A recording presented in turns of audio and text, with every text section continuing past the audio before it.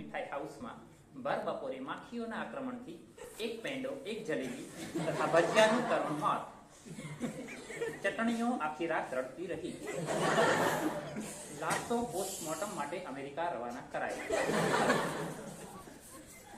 હિંમતનગરના અમારા સંવાદદાતાઓ સેજલ આરિફના જણાવ્યા અનુસાર હિંમતનગરમાં 120 વર્ષના એક માજીનું બાળપણમાં જ કરુણ મોત.